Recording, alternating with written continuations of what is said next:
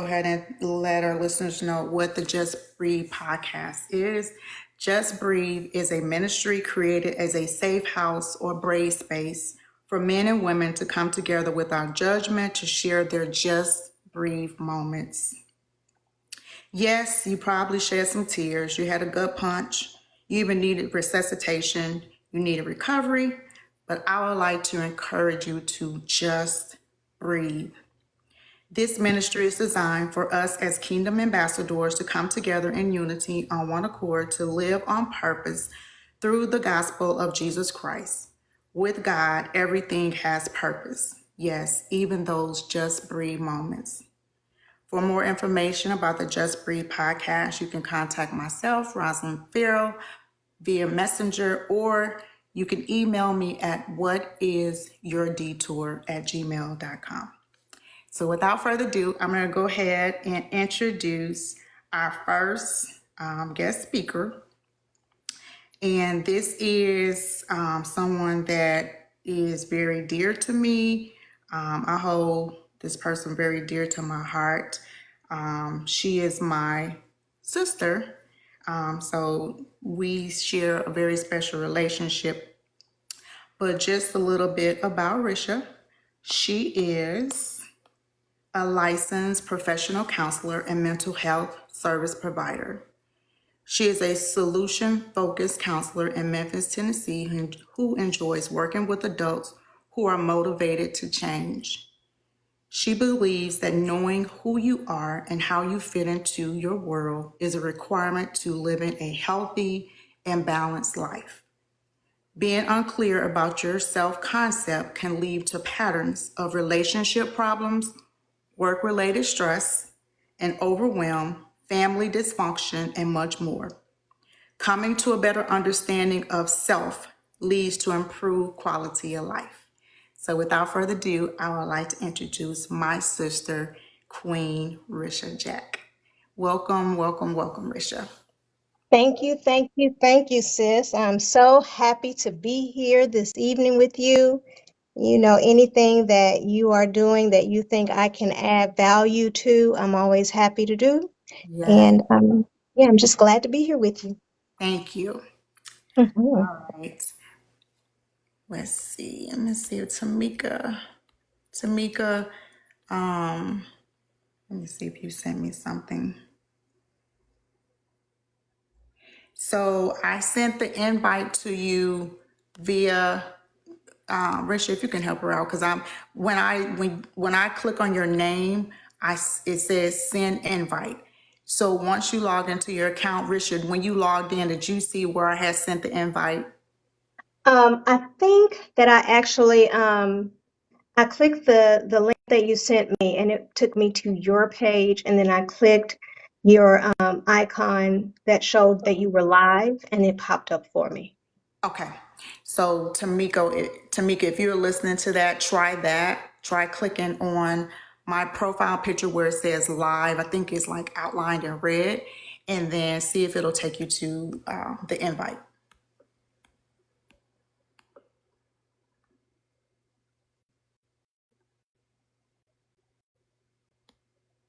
Because I should be able to just bring you in, but for some reason it's telling me that I'm sending you,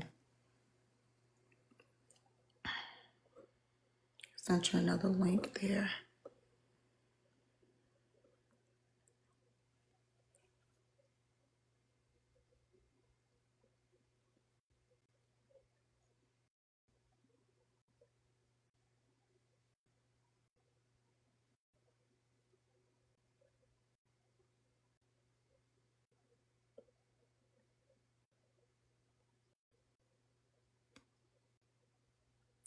So those of you that are coming in making obnoxious remarks, I will not allow that into my podcast. So I would politely block you because that is not allowed on this platform. So please refrain from any comments that does not pertain to this platform. So I make no apologies for that because that's not what I would like to entertain on this platform.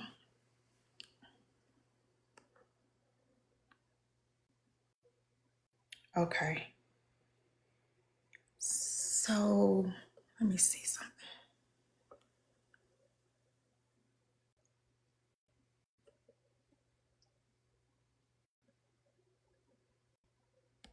Let me see if I send this to you this way. Tameka, would it?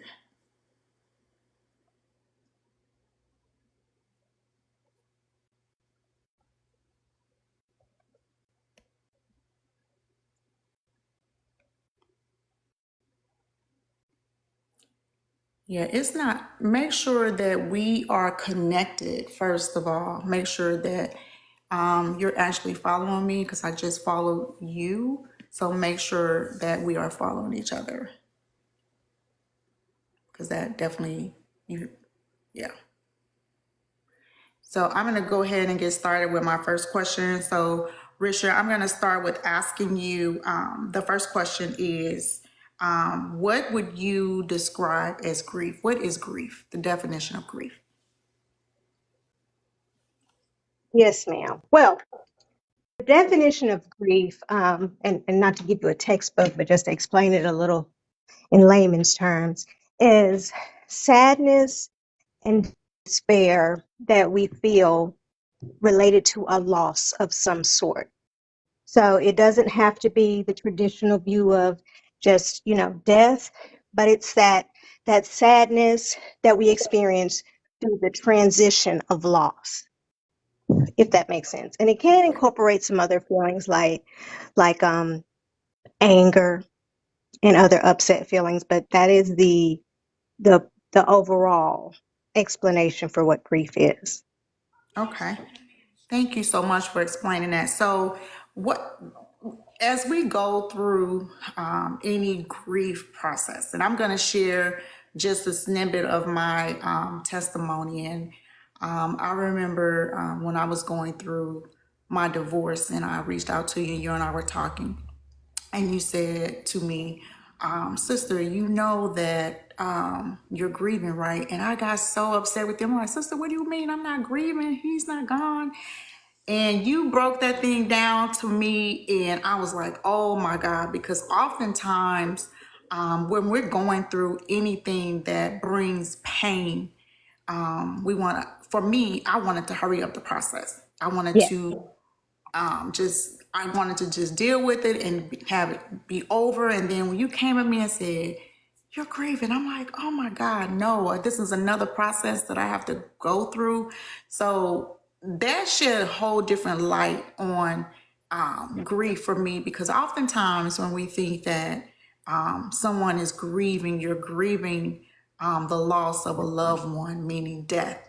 And when you Mhm. broke that thing down, I was like, no, sister, you can grieve the person that you thought that you thought this person was to you. So can you go more into that process of grief, and really, like, why is it important for us, number one, to grieve, and the whole process of grieving is not just death? Absolutely. So grief, the grieving process is much more complex than we typically think about it. It's not one dimensional at all. So, with just about any loss that you're grieving on two levels. So, you're grieving what you actually lost in reality. You're also at the same time, you're grieving the ideal of what you lost. So the hopes and dreams for what was to come. You're grieving the idea and the concept and what this person, this situation, whatever, you may be grieving what it meant to you. So you're losing that as well. And when we are grieving, the reason that it's really important to allow yourself to feel it, because whatever we don't feel, we can't heal. That's just like if you numb a part of your body that is really damaged in some way, and you keep pushing yourself to move forward without addressing that damage that has come to your body, you're going to make the damage worse and potentially, permanently maim yourself from not dealing with that pain and feeling it to allow to point you to what is really hurting, what's really wrong that you need to replace, right? And so in the grieving process, that's why it's called a process. Mm-hmm. You're going on a journey to transition from one state to another. And at the end of that transition, learning to replace, like that cycle, that circle of life, you're learning to replace that spot, that energy with something new that continues to give you life. And so in many ways, we cut ourselves off from being able to move forward to that point, and we just have a permanent um, calcification, if you will, that takes place there where it's just hard and nothing can fit into that space in our life, or a permanent void that is there that we are continuously trying to fill with something that cannot fill it, or not allowing anything to fill it. So it's just still there. So going through the process is important, very important. Yes. Thank you for explaining that, Risha. So for our guests that are on, if you when you come in, if you would do me a favor, tap the screen. And then if you have any questions or comments, just raise your hand and I will invite you in and you'll be able to make those questions or comments, because we do want to make this, hey, there she goes. We want to make this interactive. We want to make sure that we are, this is a platform, a safe house where we can talk about things, because a lot of times these are conversations that are very hard, they're painful. So we kind of shy away from it. Hey, Tameka, thank you for joining us. So Come on sorry. up, Tameka. No worries. I think it was, I was looking for you by your name instead of your TikTok name. So that's what kind of got us jammed up. So everyone, this is Tameka Tyson, and I'm going to go ahead and introduce her. She is my second moderator. So let me introduce Tameka. Tameka Tyson, well, she was Tameka White, was born in Greenville, Illinois on September 3rd, 1980. She graduated from Mulberry Grove High School in 1998. She received her bachelor's degree from Millikan University in 2002 in human services. She has over 10 years experience in working in the substance abuse field. She currently works for the Department of Human Services as a social service planner, 3 with the Division of Adults with Disabilities. She desires to be the voice for others that have no voice. She was raised in church all her life and was ordained as a minister in 2018, and now she is the assistant pastor at Bible Way House of Prayer. She desires to serve God in everything that she does while motivating others to never stop believing in God's promises. In conjunction with her full-time job, she is an independent beauty consultant with Mary Kay and loves to empower women in gaining self-esteem and becoming the best version of themselves. She became a certified life coach in November of 2020. It shows others how to keep going even after enduring major heartache, and how God will put the pieces of your heart back together even before, even better than before. Amen. She has volunteered in prison ministry with women. She published her first book, May 2020, God Remains Faithful Through Divorce. She wants to let other people know that with God, we are never stuck. He remains faithful to those that diligently seek Him. She is a mother to a 7-year-old boy, Miracle Baby. She recently got remarried in 2023. Congratulations, Queen. And together, her and her husband serve God and encourage those in the community. So, welcome, welcome, welcome, Tameka. Thank you Thank you. so much for your yes. I appreciate you, Queen. Yes. Can you hear me fine? I can. Okay, great. So, as we're going back and forth with the questions, like if you're, you can mute your line so we won't have the background noise. I think you have some background noise if someone is moving around or if you're shuffling papers, all of that. No, We'll I'm pick sitting up. still. I'm sitting still and I don't have any Okay. papers. Okay. Okay. So yeah. So yeah. Okay, now we'll stop. Okay, so Tamiko, I just asked the first question. So we just got started. So I'm gonna from a life coach perspective, what is grief and why is it so important to grieve? I believe that grief is a deep hurt, like in the pit of your soul, a sense of loss. And if you don't grieve properly, a person would stuff their emotions, not be able to move forward in life. We talk about when somebody's driving a car, you're trying to go forward, but you keep looking back. Unresolved grief can lead to so many different complications, such as depression, anxiety, substance use disorder, suicidal thoughts, insomnia, etc. So it's so important to grieve properly and go through the proper channels to become the best version of yourself. Amen. I totally agree. So, call anyone, the listeners that we have. If you have any questions or comments, please raise your hand. I will invite you in. You'll be able to ask questions, make comments as we discuss the questions for tonight. So, my second question, Richard, this one is for you. What are some survival tips that you could overcome that we could overcome when someone is grieving? Okay, so are you asking if someone's grieving and you're supporting, or if you're the one grieving? If you are the person is grieving. Okay. So one of the things that is really helpful for us to consider about emotions, just in general, is that your emotions are messengers from you, to you, about you, and they point us toward an unmet need that needs to be resolved. Sadness, which is at the essence, the core of grief, is an emotion that shows up. It's like a notification that says, hey, there's been an emotional injury. You need to heal. You need to soothe yourself. You need to connect. Whenever we overreact to our emotions or underreact to our emotions, they linger. They can't resolve. They only resolve once we are able to appropriately respond to those emotions and to meet that unmet need that it's telling us about. Most of us isolate. When we get sad, when we get depressed, we isolate. We don't want to take that to everyone else. We don't want to be around, make everybody else sad, or we just don't know what to say or how to respond. So we isolate, and that intensifies the emotion. Remember that sadness is telling us you need connection.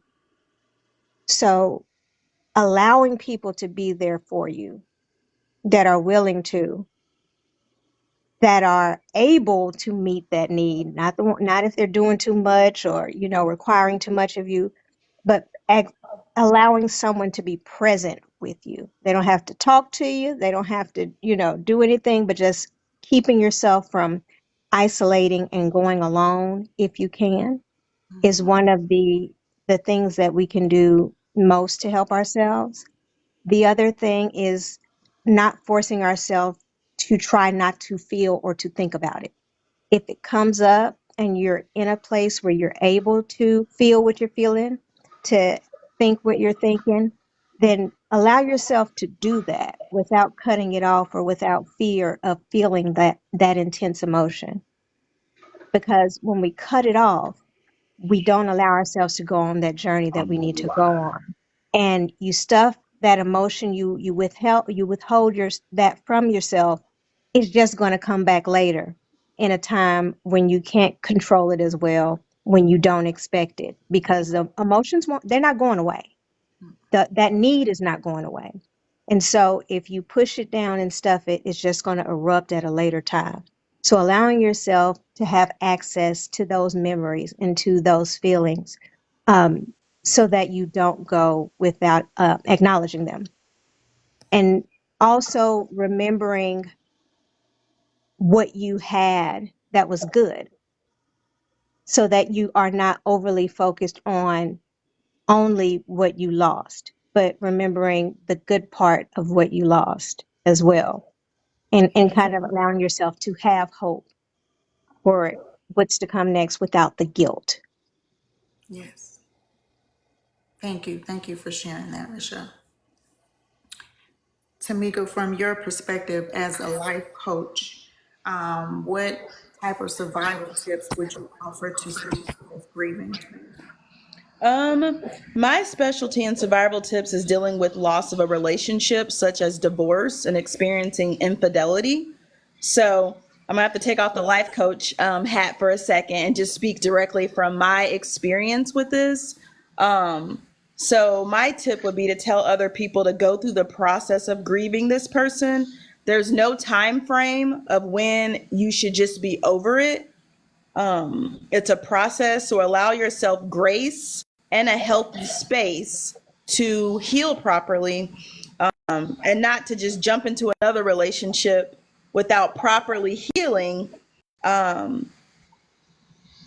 and learning that being on the sidelines. I think some people think that while you're waiting, I know I waited for like 6 years. I was divorced for that long before I even entertained another person. And I was just focused on my business and my kid and ministry. There's power in the sidelines because you can go through your healing process. You can become the best you can be, travel, see the world, and do all of these things necessary to heal the brokenness, to go through your process. And don't let anybody tell you what you should be over and what, I went to counseling and therapy as well, but and just your process is your process. So just give yourself the grace and a healthy space to actually heal and do the work. Yes, absolutely. So everything that you said, you and Risha both, amen. So what I found out is just sharing a little bit of my story as well. It was so important, and I'm telling you, that counseling, getting that counseling from someone that didn't know me, that was raw, that kept it real, saved my life. Oftentimes we think, we're going through that isolation because I was at that point where I just shut down and I didn't want to tell anyone what I was going through. But really, what I was doing was I was damaging myself. And in the midst of that, I lost myself.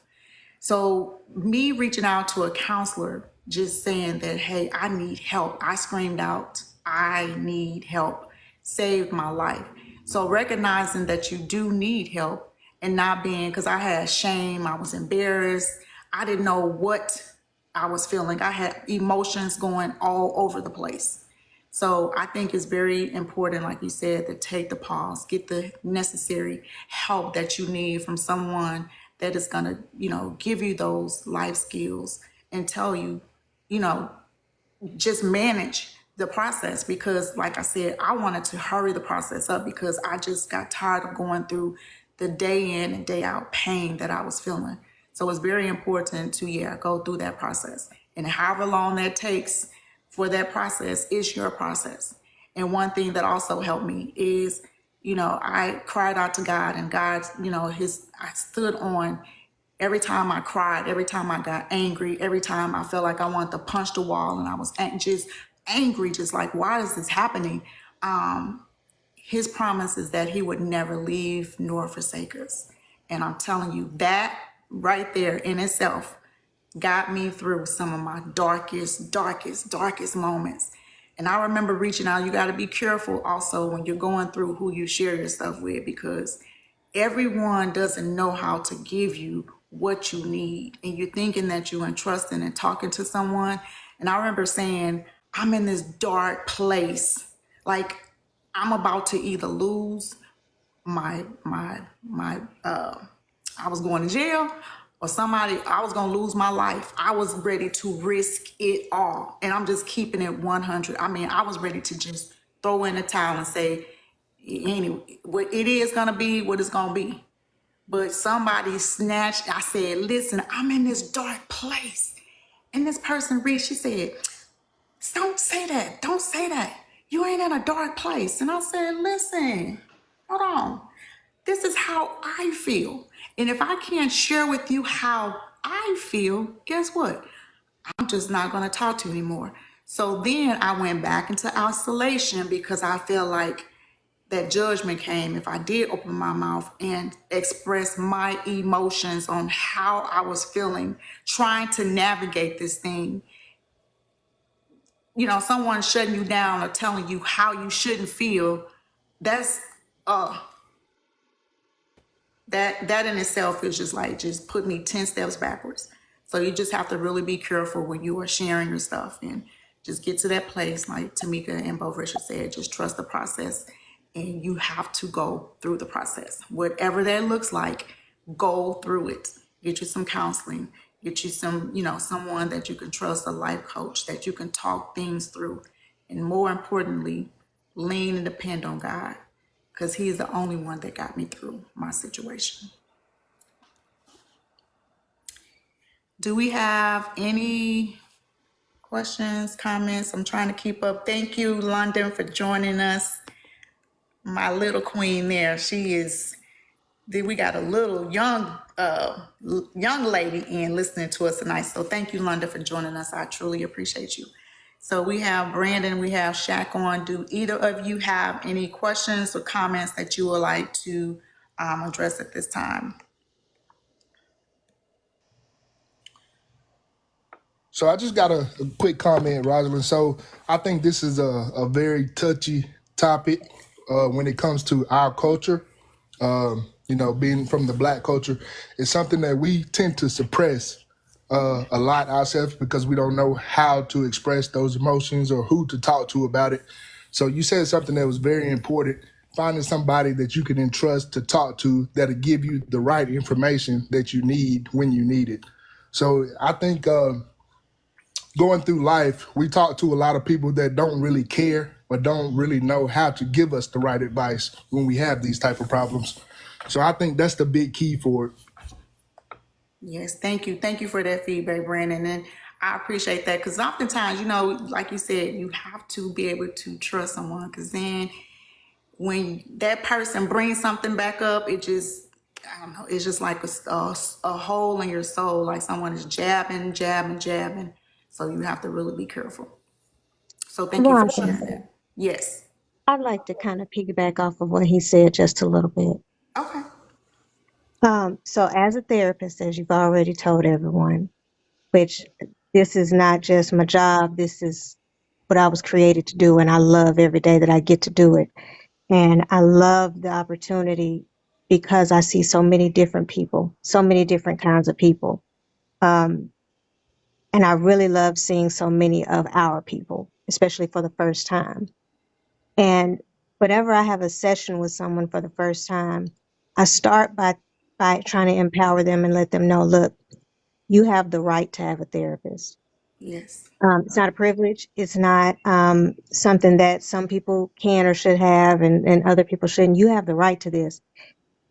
Most people don't know their insurance will pay for it. If you have insurance, medical insurance, most of the time your insurance will pay for it. So go ahead and get yourself a therapist. And I like to tell them that they are under no obligation to stay with me. Their responsibility is to find the best fit for them, because the relationship you can build with a therapist is key to how much you're going to be able to accomplish within that experience. So it needs to be someone that you trust, someone that you feel will have unconditional positive regard and will not judge you, someone that all of you is welcome. Even if you are coming because you're stressed out at work, if it should come up that you are feeling marginalized, or you're stressed out about the election, so that's political affiliation. Race may come up, your spirituality, and side note, spirituality has a purpose in therapy. If you have a therapist that does not allow you to bring all facets of yourself to therapy, then that may be something to look at, and you may want to interview a few more, because just the first one that's on the list does not mean that that's your therapist. You need to find your person that you can trust. Next thing I tell people is it's a judgment-free space with me, because judgment gets in the way. It does nothing more than sweeping the floor without getting the dustpan and getting the dirt up. You're just moving things around, but the dirt still stays. Judgment puts space between you and that thing that we need to be able to address. And we can't address it with honesty and establish this is where we are. Like you said, I'm in this dark place. Okay, that's where we are right now. That's not our destination, but you have to know where to start before you can get to where you're going.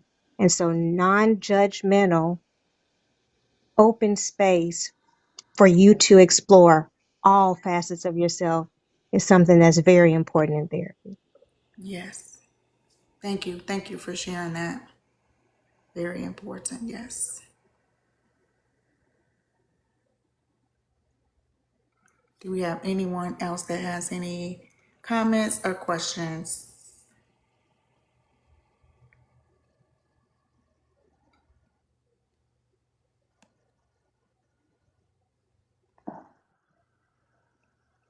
All right. So my next question, as we go through the grieving process, can you go through how do we overcome? How do we overcome those obstacles or those roadblocks or those suddenlies? How do we navigate and overcome those?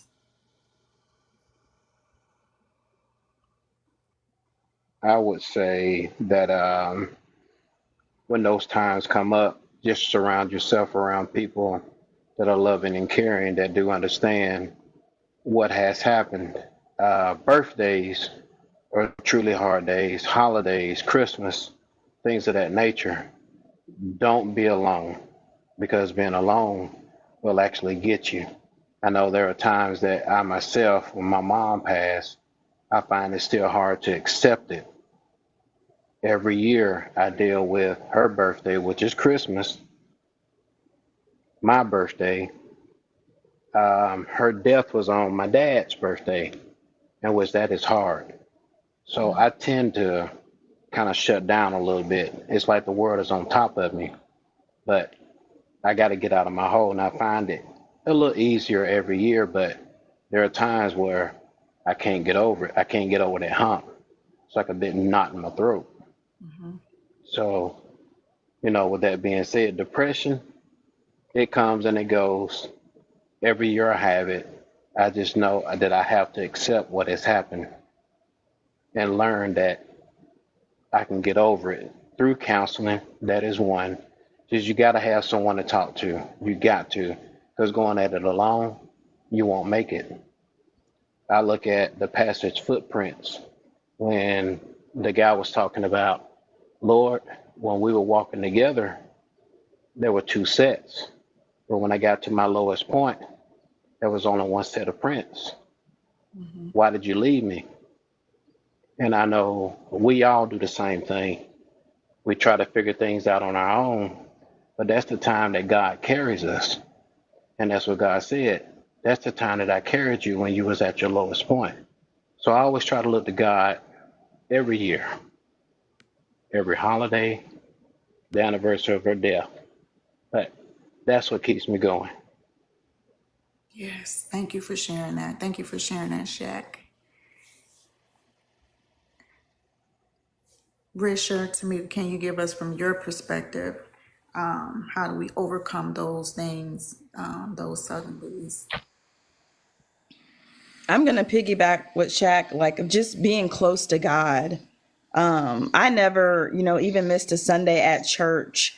I just continued serving, continued. I found my person, my therapist that I really loved, that allowed me to grow, evolve, and I felt safe. I felt comfortable and not judged. Amazing support system. I even wrote my book throughout my process of experiencing infidelity, and it was very therapeutic for me. I watched several Christian videos daily when I was going through. I believe the sermon a day kept the devil away, but I just tried to stay plugged into what I was listening to, because that's not the time to listen to R&B. That's not the time to watch Love Jones. I was just very particular of what I let enter my mind, of seeing people in relationships, and I was like, let's flip that channel. But just allowing myself time to heal, but also seeing the world in the process. Go on the vacation. I let the red carpet out for me, myself, and I and my son, and truly investing in myself. Thank you. Thank you for sharing that. Awesome. I love that sharing that experience and saying what worked for you and what didn't. And it made me giggle a little bit about the R&B music because I tell people in my clients and people that I work with, look, if your life is mirroring or your relationship is mirroring one of these R&B songs, we in trouble, okay? Because that just makes good music. That's not what we want to be living right now. So that's true. Um, One of the things that I would say to help is going back to that self-soothing, reminding yourself that this is what I feel and this is where I am right now. But this doesn't mean that this is where I have to stay. I haven't always been here. And the fact that I haven't always felt this way is evidence that I can feel something else. Even though I can't access it right now, I know that it's possible. I know I can. And perspective is what helps us to make sense of what's happened. Even though we can't do it in the moment, it helps us to move forward with our life and to be able to use what we've experienced is having that perspective, that time and space, and just allowing ourselves to keep moving one step at a time to gain that time and space. So just really taking care of self in that moment and realizing that it is good, it is okay, it is enough to be connected to yourself for a moment, Yes. to kind of just regain your balance before you try to connect to someone else. You've got to be connected to self before you add anything else to that. And that goes back to those emotions. Your emotions are messengers telling you information about you, it's for you, and you are the one that has to respond appropriately to that. It's not about anybody else.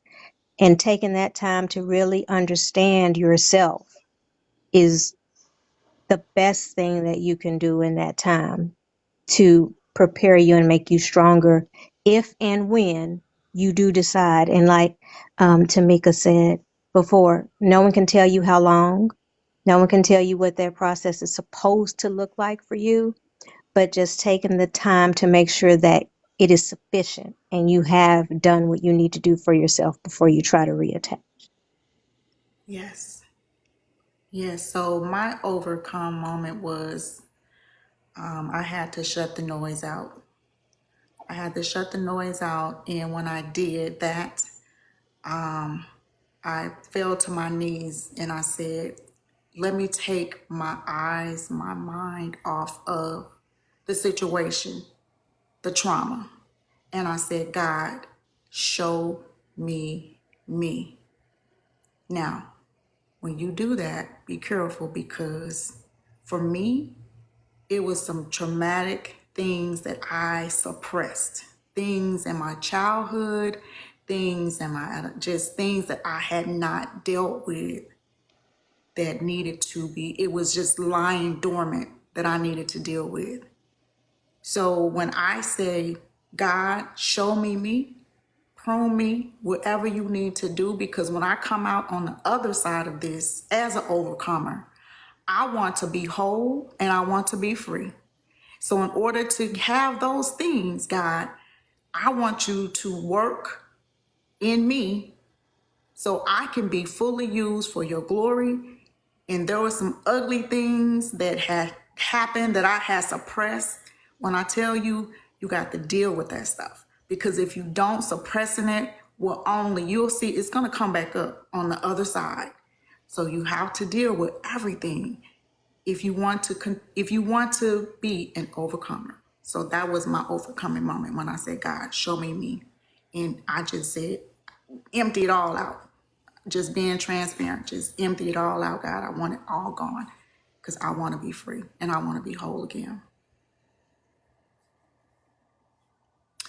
Any more questions or comments? I think I've invited everybody in that had their hand raised.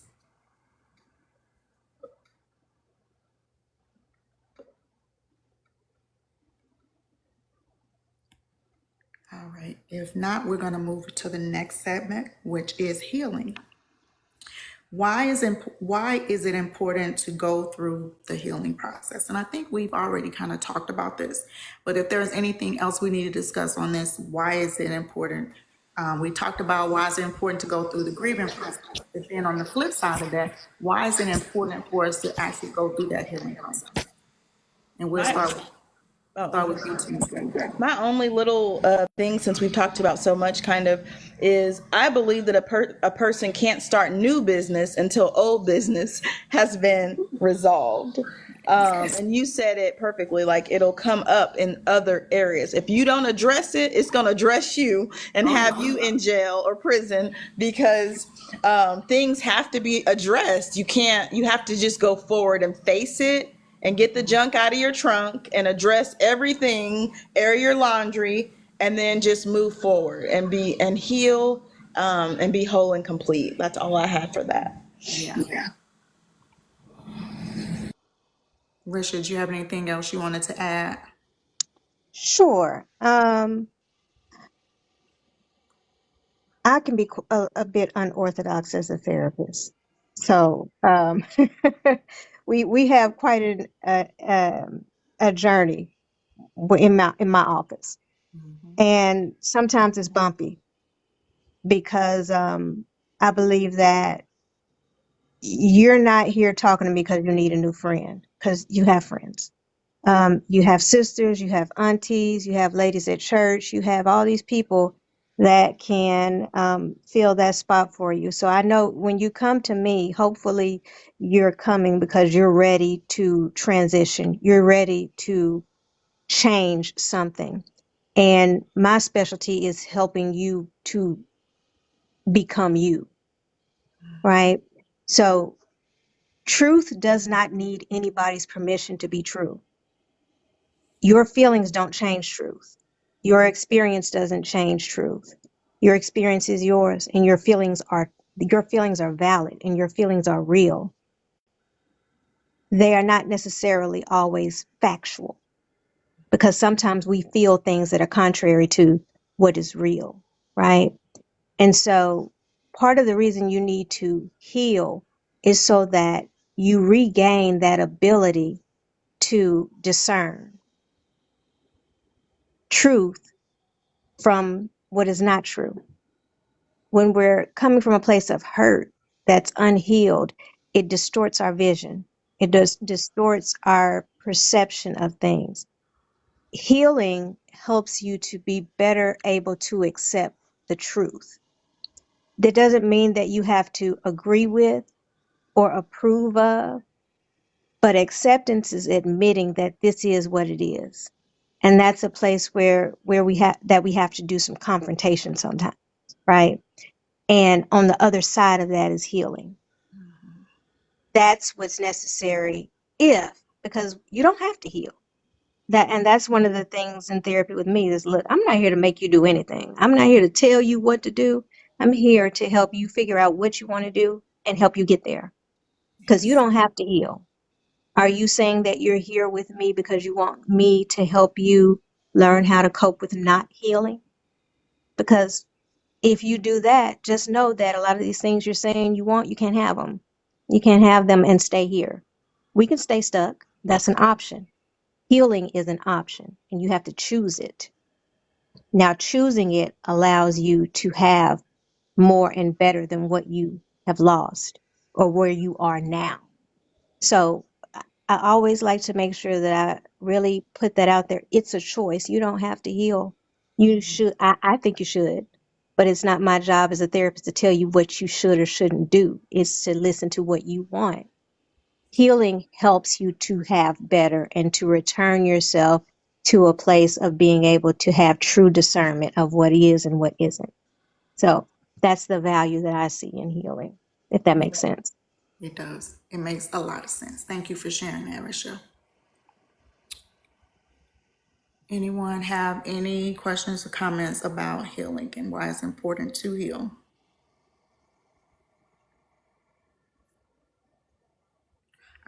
That comment that you said, Risha, healing is a choice that we have to make.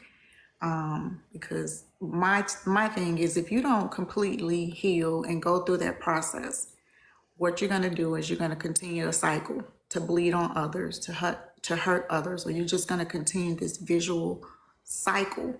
And I often hear people say, well, I have PTSD. We all have some past trauma, right? But it's the past. So if you want to stay stuck there, it's a choice. But for the life of me, I don't understand why people want to stay in something that hurts. But like you said, it's a choice.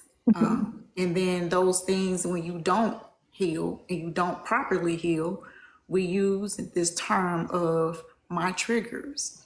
Oh, that triggers me. And that trigger is something that you have to deal with because that's something underlying. It's on the surface, and nothing should still be triggering you if you are healed, in my opinion. Well, if I may, Yes. one of the things that I found in working with people is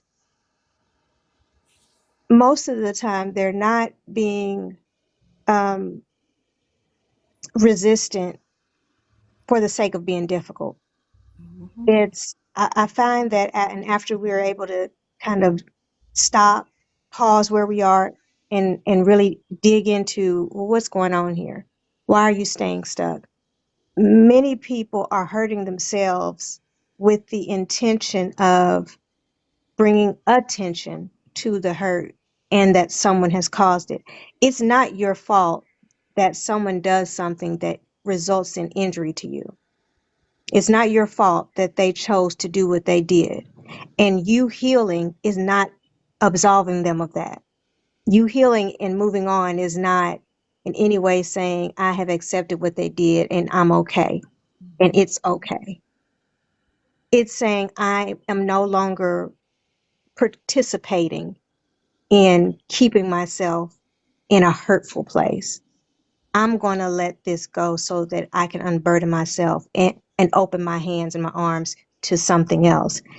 And sometimes I find that people feel, again, going back to that part where I said feelings are not facts, that they feel like if I accept it, if I forgive, if I this or that, then I'm saying it's okay what they did to me. And that is not at all what we're saying. You healing is for you. It's not, it has nothing to do with that person. It's not saying that you're okay, you forgive them, it's okay what they did. It's not saying that it's not. It is all for you and it has nothing to do with them. And so that's also a part of, as I said, just connecting to yourself in this healing journey to realize that, yes, what happened to you is a part of your story. It's not your story though, unless you allow it to be and unless you decide to stay there. So that's something else that I just really wanted to mention there. And sometimes our triggers are beyond our control, and we can be triggered even when we're healed. We just need to, what we can control is how we respond to the triggers.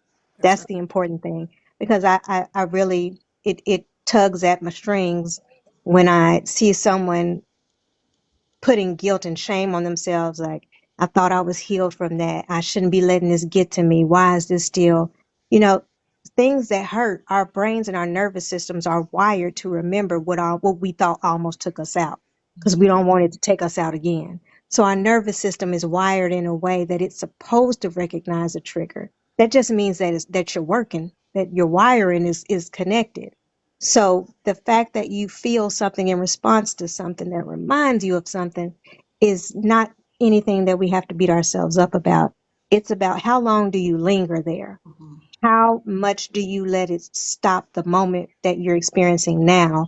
And how do you respond and behave when that trigger happens, if it does? Yes, absolutely. So yeah, I totally agree with everything that you said in those triggers.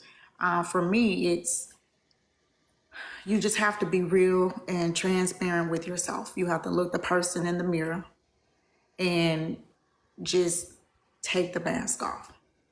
And when I tell you I was the master of wearing a mask, I knew how to put that mask on, take it off, put it on, take it off. And you can't please number one God with the mask because he knows it all.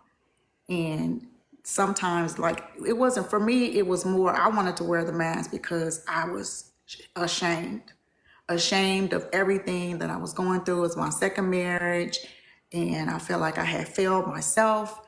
I had failed my children, and I had to deal with that because life happened, right? But I had to just be honest with myself. And there were days that I was, it's okay to say that you're not okay, but you will be. So yeah, it's just I had to be transparent and real with myself. And my emotions, I had to be in control of my emotions. I'm responsible for my emotions. Let's see, we do have quite a few guests. So if you're coming in to the Just Breathe podcast, tap on the screen to give me some hearts. Then I'll be able to invite you in. If you have any questions or comments, you can do so at this time. Looks like we still have Brandon and Shaq, but if anyone else has any questions or comments, you can do so at this time.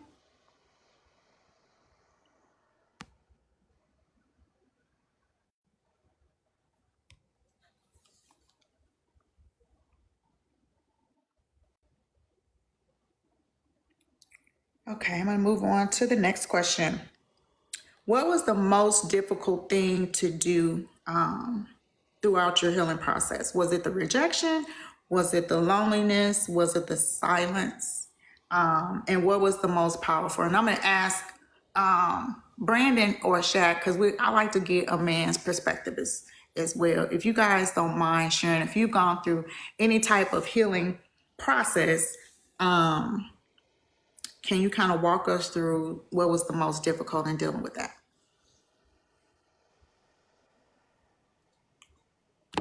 So for me, I would say it was the rejection.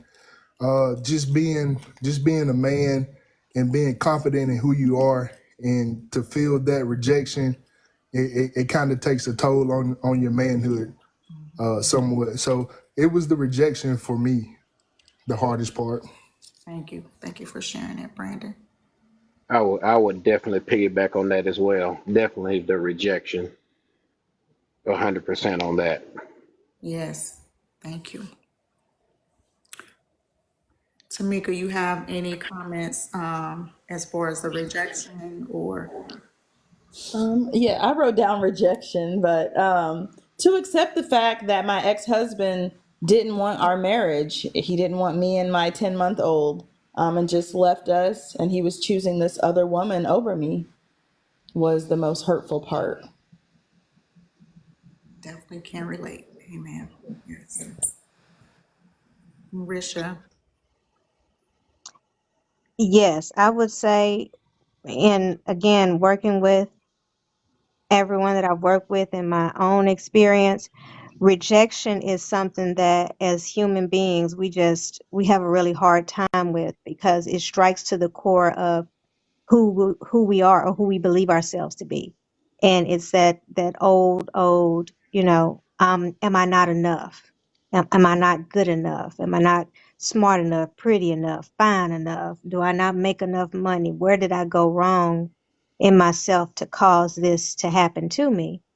When, we know even when we're disconnected from it because it doesn't feel that way, that it's not about us. When someone chooses to do something, like that, that's a wound or something that's unhealed in them that they're trying to fix or to mask themselves. But again, in that moment, we definitely feel it as rejection, and that can be the hardest part of that. I would agree. Yes.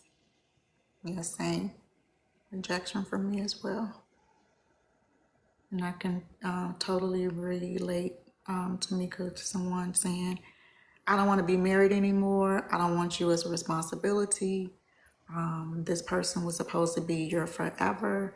And just to come home and just the low blow of being told that you're not wanted anymore. So it was definitely the rejection for me as well. And Rosalind, if I could bring that back to the topic of grief, that, you all have brought those very specific examples of. It's perfect to bring that back, because it's really difficult to grieve someone who's not dead. And when you go through a divorce, you are grieving someone or something that dies, but with someone who's still alive. And that could be really hard, because it's not just the what is that you're losing, it's the what you hoped for, what dreams you had to come. It's what you thought you had sometimes, that you come to find out, well, I guess it wasn't exactly what I thought it was. And so that can be devastating, as well as, dealing with the reality of what's happened. So that grief in a situation like that can be layered, multifaceted. And that's why sometimes they say, well, I thought I got over it, then it hit me in another way. It's those layers. We got to make sure we get all those layers there. And that's why that talking through it and really sitting with it and being honest with yourself and the person in the mirror, like you said, and calling out and letting the all-knowing, all-seeing Father be able to uncover what you can't see, just so that we can make sure that we have it all uncovered as much as we possibly can. Yes. Amen. Thank you for sharing that, Risha. Any questions or comments at this time before we move into the last segment, which is healthy relationships and healthy dating?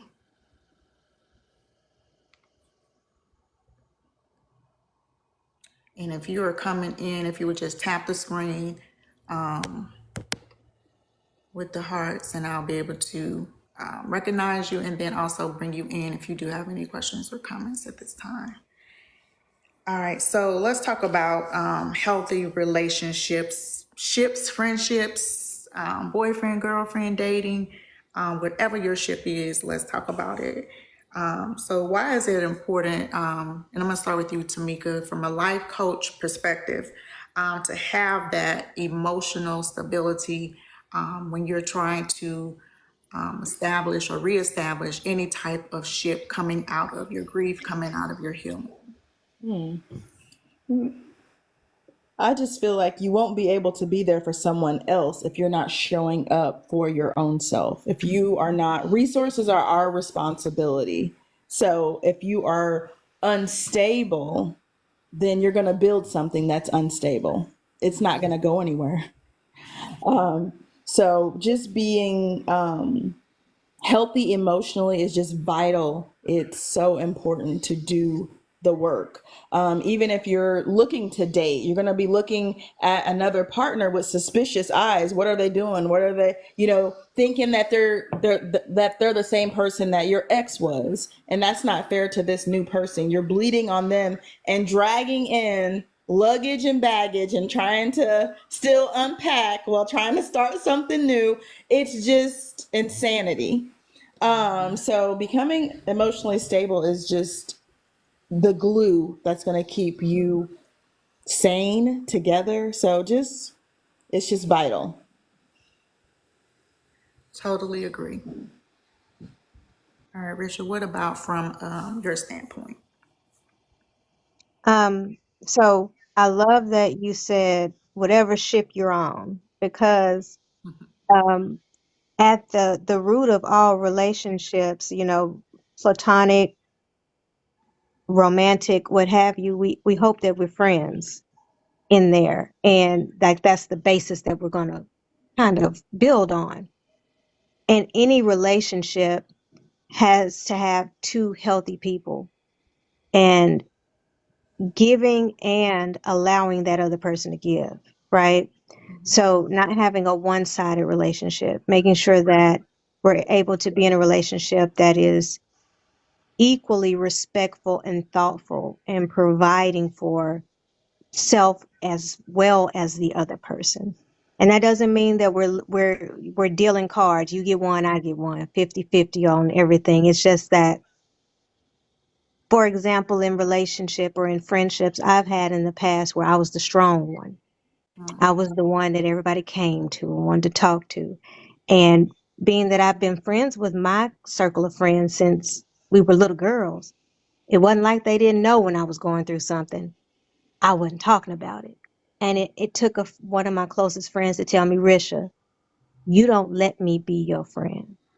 And I feel like you think less of me because you don't let me be your friend, but you always there for me.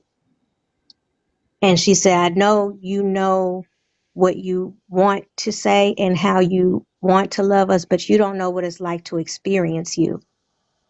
And I had to take that. That was a hard one, but I realized I wasn't letting her be a friend. I was cutting off her ability to love me fully because I was withholding my pain. So that means that we have to really, and that wasn't about her. That was all about how I felt about myself and whether I deserve to have somebody, or I don't want to bother anybody or burden anybody. They got enough going on. So why would I put my 2 cents on top? Because they agreed to be a friend to me. And that's a part of their responsibility in this relationship. And I can't withhold or hold back and not allow them and respect them as a friend enough to let them hold up their end of the bargain. And I'd never thought about it that way until it was presented to me. So with that being said, sometimes when you're not healed, you're not fully allowing the other person to experience you in the way that they deserve to experience you from their perspective as well. Yes. Thank you. Thank you both for sharing that. If I'm going to say this because you do have the option to ask a question or make a comment. I'm reading all the comments as they come in. So if you do have a question and you don't want to actually come on live, you can ask and we'll be able to answer your questions or any comments that you have as well for the guests that are on. And if you're coming in, just tap the screen. So Shaq or Brandon, you have any comments as we talk about this, any type of ship? It's friendship, dating from a male perspective. Is it important for you to have the emotional stability?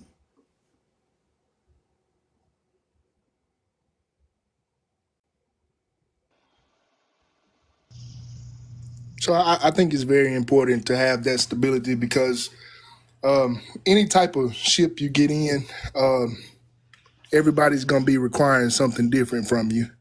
So, if you've been in a friendship with your friends for, 20 years, they're going to require something different than a friend you had for, maybe 2 months. So I think being able to recognize and acknowledge what a person is needing at the time is the key. So I think communication is the biggest thing you can take away from this. You got to be able to communicate, and you got to be able to feel comfortable to communicate to your friend. Yes. Thank you, Brandon. That's good. That's good. Definitely, communication is the key. Being able to express whatever it is you need to express without having someone come back at you with something totally different. Let your voice, whatever you have to say, be said. And yes, be open to comments, but not let those comments be damning to you. It's all about being a friend starting out. I like, and which I've said it many times, I like the Steve Harvey rule, the 90-day thing. You got to be able to come in ups, downs, happy, not happy, whatever. But just be open. Just have an open mind when you're going into your friendships or whatever ships that you're actually going in. Because every day is not going to be a great day. You got to be able to have that person and be able to just lean upon, especially if they're your friend. Amen. Tameka or Risha, you have anything else to say about emotional stability before we go to the last topic, which is accountability, and that's big. Nobody wants to talk about accountability. I didn't have anything. Okay. All right, so let's talk about this thing with accountability. Why it's important to hold yourself accountable when you are establishing these ships, these relationships. If you are, dating again, you are seeking that healthy dating process, holding yourself accountable. Why is that important? I feel like for me, I always want to honor God with everything that I do, everything that I say, and how I carry myself. So even getting remarried, I did have accountability partners, and we also had boundaries set of not just waiting and doing things God's way. And meeting at public places, movies, and just doing all of these different things. And my accountability partners knew what time the date was and would call me. But holding myself accountable, because I just want to honor God. So I just want to do the right thing. And I just don't want to go into I have been praying for a new relationship. So I don't want to disrespect God and be like, I'm going to do things my way. But God, I need you to bless me with this.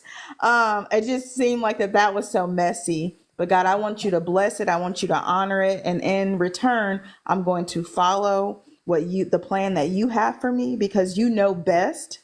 Because I've gotten into things that I shouldn't have even gotten into in the past. So I'm trying to do something different. So accountability is definitely important, and a good support system who will call you out, and that can see down the street around the corner and give you good, sound mind advice. And staying out of those R&B streets when you're dating again. I know this for me, that's just not I don't need to be, turning up the music to different things and listening to different things, because music can change your perspective really quick. Things can go south. So really just trying to be careful of what I listen to, who I entertain, and even what friends that I tell my plan to, because some women and men are like, girl, you in your 40s, live your best life, let your hair down. They don't see anything. They're just like, girl, you only live once. Do you? So just being careful with what people you tell what you're doing and how you're going to do it and the intentions behind it. For me, that was my story. Ooh, Tameka, that part.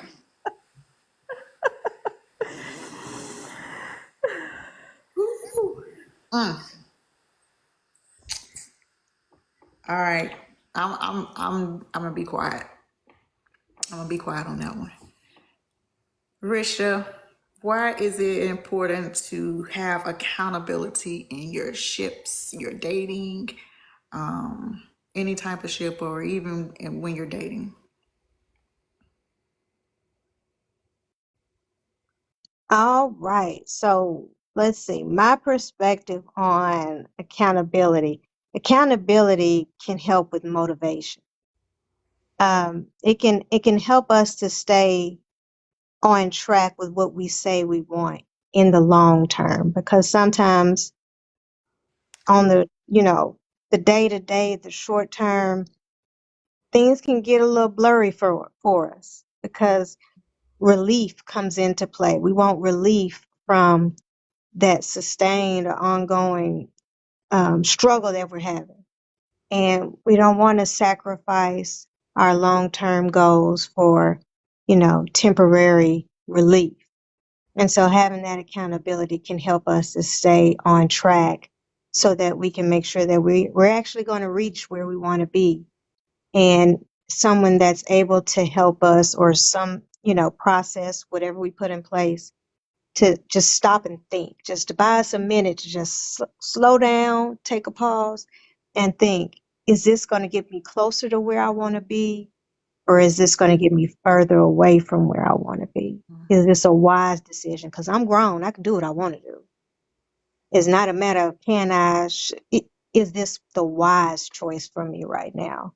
that's going to get me to where I want to be. And so accountability helps us to make the wise decision. Yes, absolutely. So, from a male perspective, Brandon and Shaq, could you give us some insight on why it's important to have that accountability in your dating process or even any type of ship that you're in? So when you say accountability, to me, I look at it as self-awareness. When I first got back on the dating scene, and you date a couple of people and they tell you the same thing, you be like, okay, damn, I might be the problem. You know what I mean? So that was a wake up moment for me of having some self-awareness of what I needed to work on. So that was my accountability part. Yes. Yep. That's true. What about for you, Shaq? That was enough said right there. I can't say anything else. All right. Well, that wraps up tonight's discussion of grieving, healing, and healthy ships, relationships, dating tips. I appreciate everyone that has come on tonight. My heart is overjoyed for you and Tameka and Risha, Shaq, and Brandon for you guys coming on this platform and sharing your stories and being transparent. I appreciate you. I thank you so much for being a part of this platform. If any of my guests that are out here tonight, if you inspire to be a guest on the Just Breathe podcast, please, I welcome you. You can inbox me. You can send me an email at whatisyourdetour@gmail.com. This is a ministry, a safe house for us as kingdom ambassadors to come on and have these transparent conversations, so that we can help build up the kingdom, so that we can help someone else that has gone through, because life will go on. So it's all about accountability, how you hold yourself accountable, the conversations, the communication, everything that the panelists and also our life coach and also our licensed counselor have given us some tools tonight. So hopefully you being in on listening tonight, that you have some takeaways, some things that you work on. And my vision for this is to just continue to build up on this, make this a series, because we need more of these type of transparent conversations, that we can come together and that we can discuss our been through, because we have to share our testimony just so we can help someone else. That's what it's for, right? We may not always understand why we had to go through that process, but we did, and we all are overcomers. So I just encourage you to just keep doing what you're doing, Tameka and Risha, and also you too, Shaq and Brandon. Like, you are important. You mean a lot. We need you in the kingdom. We need you to be that voice, especially our men, our young men. Man, they need men to minister, to guide them, and take them through these life, because life is going to be life, and as we go through this thing of life, we're going to continue to learn and grow. So thank you for everyone that came on tonight. I appreciate you. And we'll be back. I'll post again when we'll come on live again. But this has been great. I will share this live on my YouTube page. So I'll share this link with all of the guests. So thank you again. I appreciate you. God bless you. And go and have a great evening. And remember to just breathe.